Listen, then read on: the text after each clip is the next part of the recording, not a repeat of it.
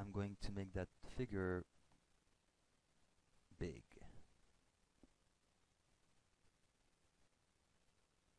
So that hopefully it's going to be clear. This is a level arm, and at the end of my level arm I'm going to put a pulley, which is free to rotate about this point A, which is the axis. Then I'm going to put a rope around the pulley. So I'm going to draw my rope in blue, and I'm going to pull on one side of the pulley with a force F, such that it is oriented with an angle of 30 degrees with respect to the horizontal. And let's say I know the magnitude F to be 2. Okay. What we need to know at this point is the property of the pulley. The nice thing about a pulley is whenever you pull on the string, let's not be worried about the right hand side for now. If you pull on the string, the force that is being represented by the vector F is always perpendicular to the radius of the pulley. Okay? Let's imagine we know the radius of the pulley. Let's call it 2. Okay? And let's say we know the length of the bar, which is 10. That's our situation. I'm going to put a current system right here.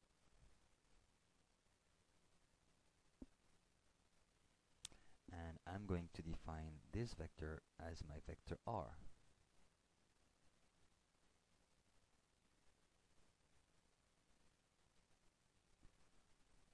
Okay? So I do not know neither the direction nor the magnitude of my vector R. I only represent it graphically. But I know the length of this position vector OA. Length is 10. Let's call this point B. I know the length of AB, it's 2. And I know that AB is perpendicular to B from the property of a pulley. So that's given to us. I also know the length of my force F. I know its direction with respect to the horizontal. Purpose of the game, obtain R cross F.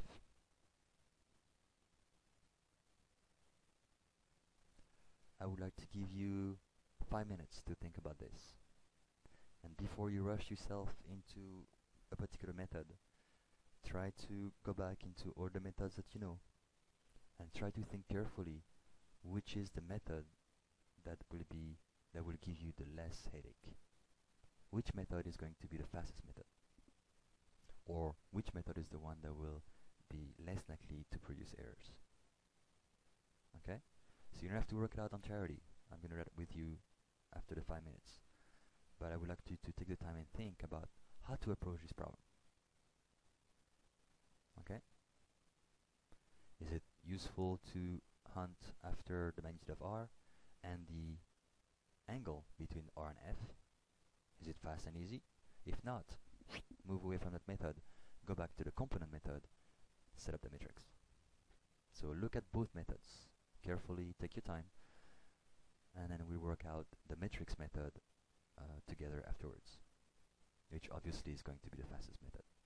But I would like you to think of both methods and try to figure out what are the steps needed to achieve these results using both methods. Yes, go for it. You would like the microphone?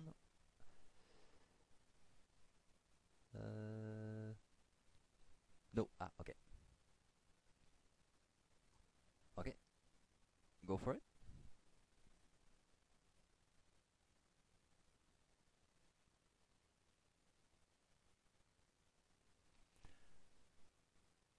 If you're wondering about the direction of OA, I forgot to give it to you. POA. Great question. No. If the angle between, if this angle that I just draw was 30 degrees, then yes. Purposely, and thank you for pointing it out, I'm going to pick a different angle. 45. which means that OA is not perpendicular to AB.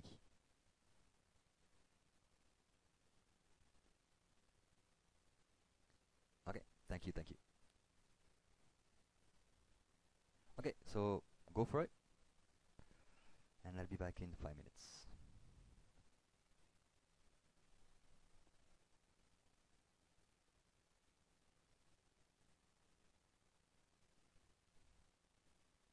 Okay, so let's get started. So, as I suggested before I left, obviously I'm not going to use the first method, which is to try to figure out the magnitude of r, neither the angle between r and f. That sounds like a lot of work to me.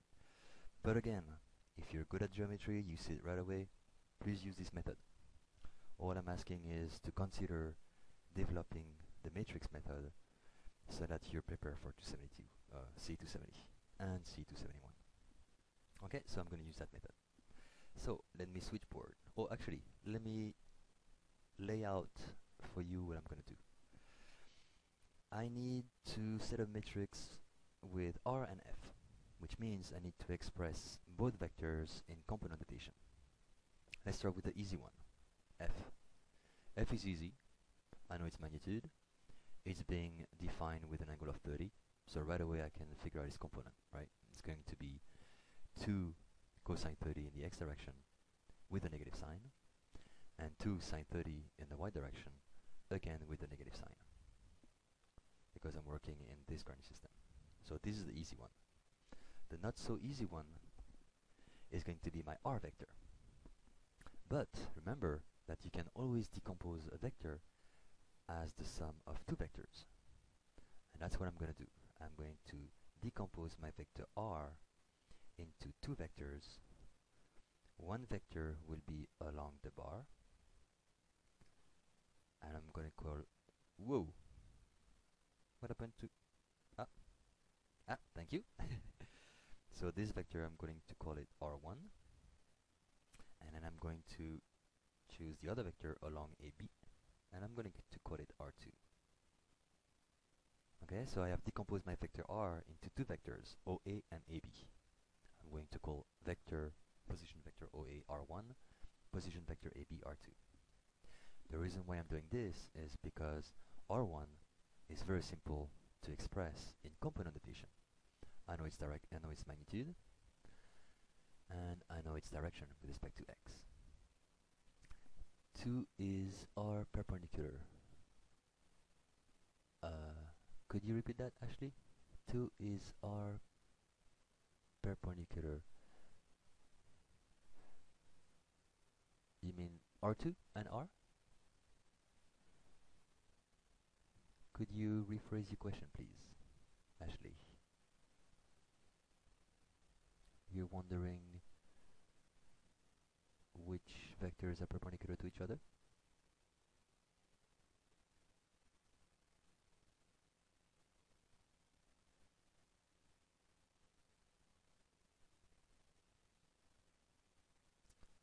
F and R1 perpendicular? No. No, they're not. And R2 is not perpendicular to R1 either.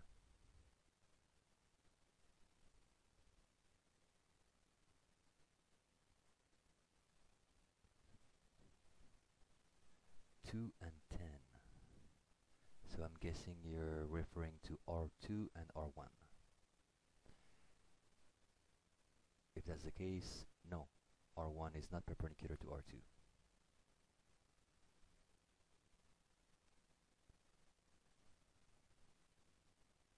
And we'll get to that point shortly. So, R1, we all agree that R1 is easy to get. I can express R1 no problem in 5 seconds, same as F. Now we have to deal with R2. So I know that I can express R as R1 plus R2. R is difficult, but if I decompose into two simple vectors and I know those two simple vectors, then I can deduce the R vector. R1 is easy. Let's look at R2 carefully. We use the fact that F and R2 are perpendicular. That was the given part. Remember the geometrical trick that I gave you last week. If you have an angle here, and this one is perpendicular to that one, and perpendicular to this one, those angles are the same. Remember that? Okay. Let's try to see this property right here. This is my direction of R2. Let's pick vertical direction. Then let's pick direction of F. And this one. Obviously, this is perpendicular. If this is 90 degree, then those two are perpendicular. Therefore, this angle is 30.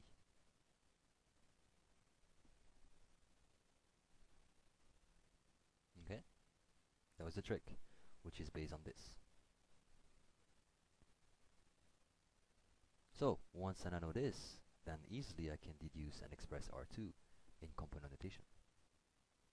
Once I express R1 and R2 in component notation, I know how to add them up. I get R. I already know F. Bang. Problem is done. So, let's see how that works. I'm going to switch board. Feel free to make a print screen, another print screen if you want to, before I switch board.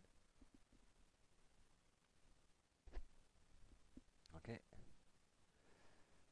Let me switch pen. So, R1. R1 was easy. It's just the magnitude 10, cosine 45, which is square root of 2 over 2. So 10 times square root of 2 over 2 is 5 square root of 2. In the I direction. Similarly, 5 square root of 2 in the J direction. Then R2. R2, we've seen, is defined with an angle of 30 degrees with respect to the vertical line. Its magnitude is 2. Therefore, the x component will be 2 times the sine of 30, and the sine of 30 is 1/2. It's going towards the left, therefore negative.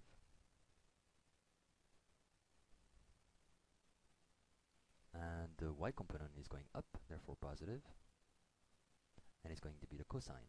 So 2 times cosine of 30, which is square root of 3 over 2. The 2 cancel out, we end up with square root of 3. So R2 is nothing else than -1 and plus square root of 3 in the J direction. Yes, it was 1/2 times 2 with a negative sign. So I cancel the 2's and end up with -1. The 1/2 comes from the sine of the angle 30.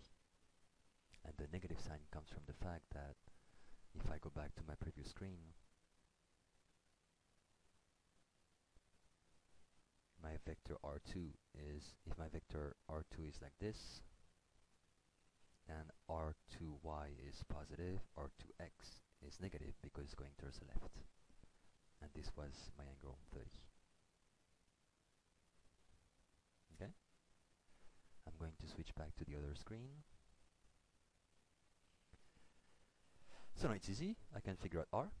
R is just the sum of 2. 5 square root of 2 minus 1. I plus 5 square root of 2 minus square root of 3. J. Similarly, my F is easy to express in component notation. It's just going to be minus 2 times the cosine of 30. Cosine of 30 is square root of 3 over 2 times minus 2. It's just going to be minus square root of 3. And the J direction is negative, and it's going to be the sine. Sine of 30 is 1/2, times 2 is 1, minus 1 because it's going down, therefore minus J. Okay, and from now on it's just a piece of cake. I, J, K, same as usual. 0, 0. R1, I'm going to put this term right here. I'm going to put that term right there. This is going to be minus square root of 3. This is going to be minus 1. Then I'm going to use the fish technique. This guy times this guy minus this guy times this guy. Bang. This will give me blah blah k. If my alpha, which is the product of 5 times square root of 2 minus 1 times minus 1, is larger than 5 square root of 2 minus square root of 3 times minus square root of 3, then alpha is positive. The overall is going to be in a positive direction, so towards us. From the configuration that we have, this is most likely going to be the case. As I'm going to switch board to the previous one, most likely if u vector r is here and f is here, the overall is going to go and be rotated in the clockwise direction. So we would expect the answer to be positive. Okay? If now I was giving you another vector, so the other side of the pulley of the rope, which might go in this direction with an angle of 50, exactly the same technique. Use the fact that those two are perpendicular to each other. This will be your r3, and you do the same technique. You would decompose the new vector r, which would be defined, and I'm sorry, it's going to be a little bit messy, from here to here. This new r is going to be r1 plus r3. You express each of them in component addition as we just did, and then you follow the same technique. Okay? So I wanted to bring that example. It's actually a problem from CE 270. It's one of the first problems of chapter 4, where they introduce the concept of torque, which is based on the cross product. So that's a typical type of example that you would have in 270. So I use this example to give you the heads up of what's coming up and to show you the power of the matrix notation. So again, feel free to use any method that you want, but at some point please develop the technique of using matrices and determinants. I believe that if you go back to the website, on the main page there should be a link that says mathematical methods. Then there is a link that says matrices. I'm going to paste the URL here to show you web page. Share. Here. So you access this page by going to the main page, selecting mathematical methods, which is the first link, review for vectors. Then you're going to click on matrices, and you have a bunch of examples on how to use the matrix component and Cramer's rule. Okay. The Cramer's rule and Gauss's method are a little bit different. They're usually used for computers, but they're a nice method to use, especially when you deal with E classes. And you might have a circuit to figure out a bunch of resistance, bunch of current, bunch of potential, and you might end up with 5 equations, 5 unknowns, 6 equations, 6 unknowns, and your attempt to use the substitution or the addition method can be very messy. The Gauss method is very nice. It's a little bit tedious, but it's straightforward, and it's actually the method that most computers are using. Cramer's method is based on the determinant method, which will allow you to solve system of equations. So those are extension of the determinant method that we use for cross product. So please feel free to go over those resources. This is useful for many other classes. It is on the main page. If you look at the right menus, you see all the topics in this class. The first link says mathematical methods. If you click on it, you're going to see another link that says matrices. And I'm going to paste the URL here for confirmation. Okay? Any questions so far? Before we move to chapter 2. So again, as I mentioned before, this chapter is very, very, very important. So you need to practice, practice, practice. Feel free to go back to it in chapter 2. Feel free to go back to it to it in chapter 3. Go back to it as often as possible and need it so that you're allowed to express vectors in component notation in a heartbeat. You should reach a state where you shouldn't have to think. You should close your eyes. You should be able to do everything. Close eyes, two finger and nose, bang, 10 seconds. If you don't reach that state, you're going to spend way too much time trying to do the math and you will never have time to focus on the physics during tests.